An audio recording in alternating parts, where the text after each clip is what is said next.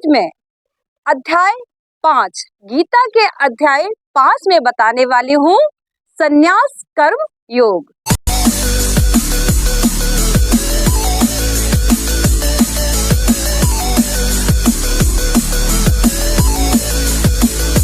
Hello guys, welcome to my class learning legacy.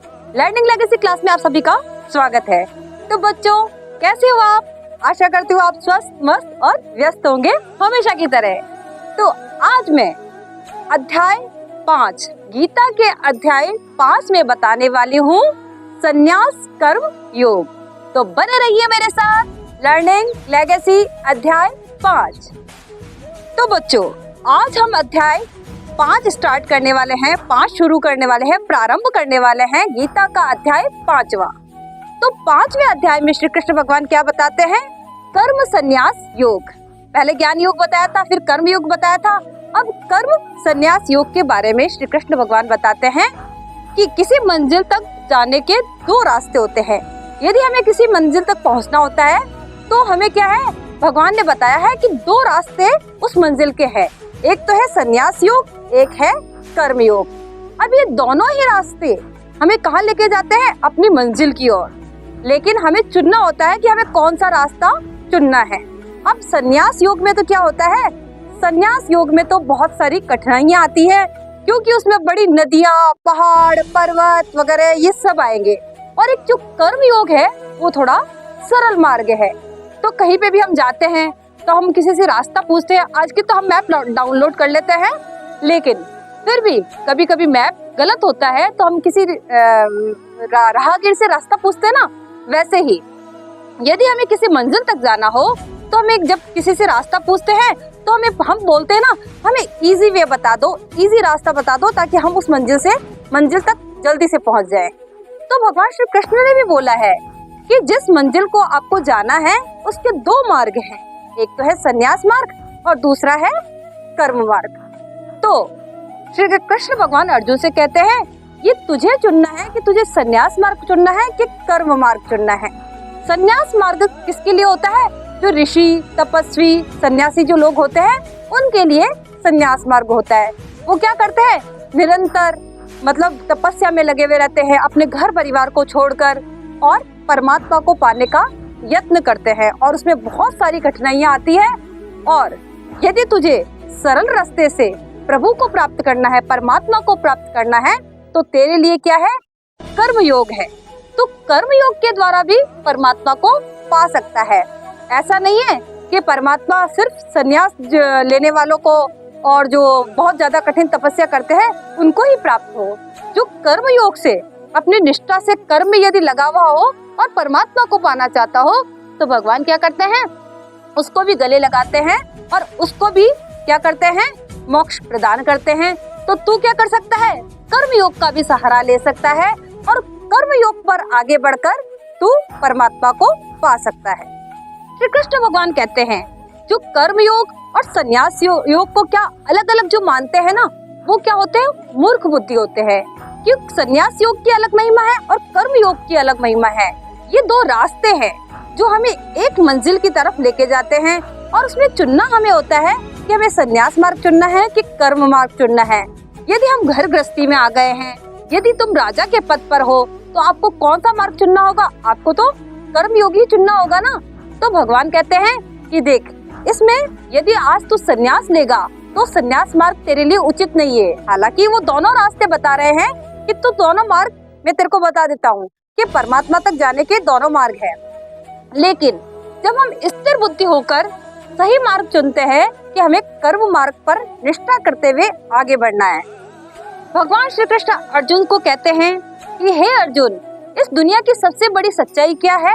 हमारी आत्मा, जो कि परमात्मा का अंश है। श्री कृष्ण भगवान अर्जुन से कहते हैं कि हमारी आत्मा जो है वो परमात्मा का अंश है। और जब हम इस दुनिया में आते हैं तो हम उस आत्मा को ही भूल जाते हैं। क्या करते हैं? हम इस दुनियादारी के कार्य में निरंतर लगे हुए रह के क्या करते हैं? हम अपनी इस आत्मा को, परमात्मा का अंश भूल ही जाते हैं कि हम परमात्मा का अंश, ये हमारी आत्मा है।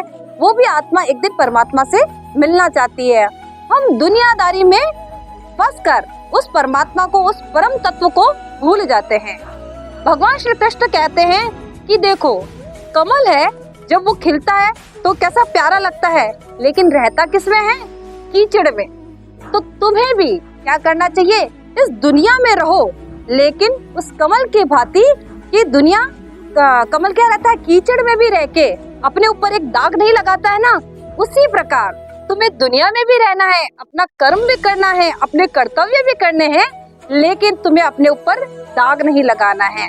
और उस कमल की भांति क्या करना है? आपको सुगंध देनी है और सुंदर दिखना है, और उस परम तत्व परमात्मा के बारे में सोचना है, उसको याद करते हुए, उसको सुमिरन करते हुए, हर कर्म अपने ईश्वर को समर्पित करते हुए उस परमात्मा को क्या करना है? भजते रहना है। और हर कार्य परमात्मा हमसे करवा रहा है, ईश्वर हमसे करवा रहा है। ईश्वर ने हमें क्या बनाया है? माध्यम बनवाया है उस कार्य करने के लिए। तो हमें जब ये बात सोचकर कोई कार्य करते हैं ना, कि भगवान ने, ईश्वर ने हमें इस कार्य के लिए हमें माध्यम बनाया है, तो भगवान परम पिता परमात्मा क्या होते हैं? अपने पे खुश होते हैं, और परमात्मा अपने हर कार्य में हमारे साथ रहते हैं, और वो कार्य बहुत ही अच्छे से, बहुत ही बेहतर तरीके से हम कर पाते हैं। श्री कृष्ण भगवान अर्जुन से कहते हैं कि हे अर्जुन, हमारा जो ये शरीर है वो क्या है? वो 9 द्वारों से बना हुआ एक घर है, जिसमें 9 द्वार है, 2 कान है, 2 आंखें हैं, और नाक के 2 नथुने हैं, और इत्यादि छेद हैं। तो आपको क्या करना है? उन सब के माध्यम से परमात्मा को पाने का यत्न करना चाहिए। क्या करना चाहिए? ये सब एक माध्यम बनवाया है, भगवान ने एक माध्यम बनाया है शरीर का। उस शरीर से हमें क्या करना चाहिए? कर्म करते हुए, सारे कर्म करते हुए अपने को ईश्वर को भजता रहना है, अपने को ईश्वर को याद करते रहना है, और सारे कार्य ईश्वर को समर्पित करते हुए हमें आगे बढ़ते रहना है। श्री कृष्ण भगवान अर्जुन से कहते हैं, हम इस दुनिया में आके, इस मोह में आके, इस माया में आके हम अज्ञान रूपी अंधकार में फंसे हुए होते हैं, जिससे हमारा ज्ञान क्या होता है? ढका हुआ रहता है। जिस प्रकार रात्रि में हमें कुछ नजर नहीं आता, उसी प्रकार यदि हम अज्ञान के अंधेरे में रहते हैं तो हमें ज्ञान रूपी प्रकाश नजर नहीं आता है। और ज्ञान रूपी प्रकाश को देखने के लिए क्या करना होगा? उस ज्ञान को जलाना होगा। जैसे दीपक जलाते हैं तब पूरे घर में क्या होता है? उजाला होता है ना, लाइट जाती है, तो क्या करते हैं? हम एक मोमबत्ती जलाते हैं, कैंडल जलाते हैं। तो वैसे ही हमें ज्ञान रूपी दीपक को जलाकर क्या करना चाहिए? उस परमात्मा और उस आत्मा के पोषण के लिए हमें क्या करना चाहिए? यत्न करना चाहिए, प्रयत्न करना चाहिए।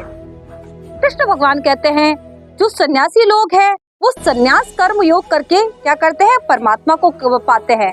लेकिन जो गृहस्थ में रहते हैं, जो गृहस्थी में, घर में गृहस्थी में रह के सारे कार्य करते हुए, अपने परमात्मा को भजते हुए, और क्या करते हुए? भजन करते हुए, अच्छे कार्य करते हुए, किसी पर दया करते हुए, किसी पे परोपकार करते हुए, किसी पर पुण्य करते हुए, अपने सारे कर्म क्या करते हैं? परमात्मा को सौंपते जाते हैं। और क्या करते हैं? फल की आशा नहीं करते हैं। वो क्या करते हैं? निष्काम कर्म करते हैं। वो सिर्फ अपने कर्म को करने में क्या करते हैं? सिर्फ कर्म को करना ही अपना उचित मानते हैं। वो क्या करते हैं? फल में आसक्ति नहीं रखते।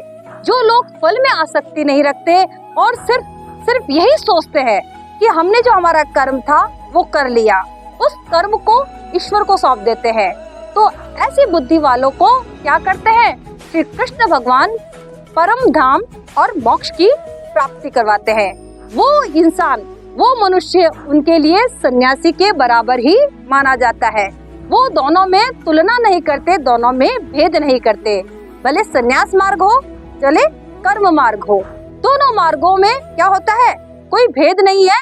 लेकिन कर्म योग के द्वारा यदि कोई इंसान परमात्मा को याद करते हुए और उस मंजिल तक पहुंचता है, तो भगवान श्री कृष्ण भी उसको क्या करते हैं? गले लगाते हैं और उसको भी मोक्ष प्रदान करते हैं।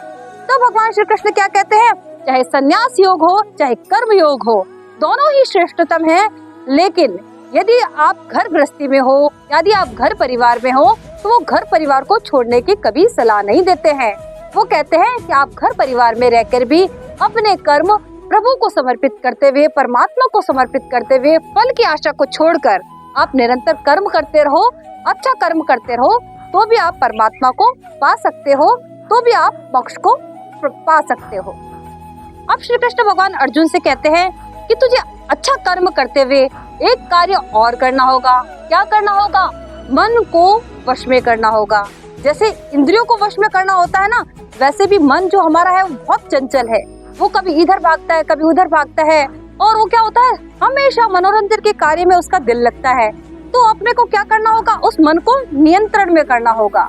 जो लोग क्या होते हैं, इस मन से कार्य करते हैं, जो क्या होता है, सुखी होने पर तो बहुत ज्यादा हर्षित हो जाते हैं, और दुखी होने पर क्या करते हैं, वो डिप्रेशन में चले जाते हैं। हम तो बहुत दुखी है, हम तो बहुत दुखी है, बहुत दुखी है।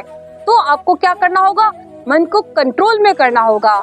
जब बहुत ज्यादा आपके पास सुख आए तो आप बहुत ज्यादा हर्षित मत हो। जब आपके पास बहुत सारे दुख आए तो आप उस समय क्या हो, दुखी मत हो। एक बैलेंस बनाना होगा और मन को क्या करना होगा, नियंत्रण में रखना होगा। भगवान श्री कृष्ण कहते हैं, ज्यादा सुख देख के आप हर्षित मत हो और ज्यादा दुख देखकर आप दुखी मत हो। ये दोनों ही परमात्मा के द्वारा दिए गए हैं। दोनों चीजें हैं, सुख में भी आप वैसे ही रहो और दुख में भी ऐसे ही रहो, एक बैलेंस बनाकर। तब आपका मन क्या होगा, नियंत्रण में होगा। क्या होगा? मन बहुत चंचल है, क्या होता है, ये बहुत ही विकारों की तरफ भागता है। तब मन क्या हो जाता है, विकृत हो जाता है हमारा। जब मन दूसरी दिशाओं में भागता है, 10 दिशाओं में भाग जाता है, तो हमारा मन क्या हो जाता है, विकृत हो जाता है। तो मन को हमें विकृत नहीं बनाना है, कैसा बनाना है, विकसित बनाना है। मन को हमारे क्या बनाना है, विकृत नहीं बनाकर हमें विकसित बनाना है। तो मन को हमें क्या बनाना है, विकसित बनाने के लिए मन को हमें नियंत्रण में रखना होगा। तो भगवान श्री कृष्ण कहते हैं, मन को नियंत्रण में रखो। अब श्री कृष्ण भगवान क्या कहते हैं, जब तू मन को वश में कर लेगा, जब तू मन को वश में कर लेगा तो क्या होगा कि जो तेरी डाउट की स्थिति है, जो तेरी शक की स्थिति है, जो तेरी संशय की स्थिति है, वो हट जाएगी। जो आज तेरे अंदर मन में जो डाउट आ रहा है, जो शंका आ रही है, जो संशय आ रहा है, तो उस स्थिति से क्या हो जाएगा, तो दूर हो जाएगा। जब हम मन को नियंत्रण में ले लेते हैं, जब हम इंद्रियों को नियंत्रण में ले लेते हैं, तो क्या होता है, हमारे सारे डाउट्स, हमारे सारे संशय, हमारी सारी शंकाएं, ये सब समाप्त हो जाती है और हम क्या हो जाते हैं, एकदम स्थिर बुद्धि हो जाते हैं। स्थिर बुद्धि होकर हम क्या कर लेते हैं, विवेकपूर्ण निर्णय ले पाते हैं। हम क्या करते हैं, हम विवेकपूर्ण निर्णय ले पाते हैं। तो हमें क्या करना होगा, इंद्रियों को वश में करना होगा, मन को वश में करना होगा, और ज्ञान की प्राप्ति और योग के द्वारा हमें क्या करना होगा, अपनी बुद्धि को स्थिर करके एक विवेकपूर्ण निर्णय लेना होगा। श्री कृष्ण भगवान अर्जुन से कहते हैं कि हे अर्जुन, इंद्रियों को भोगना, जैसे कि हमें नाक से कोई स्मेल आ रही है तो हम स्वादिष्ट खाने की तरफ जाते हैं।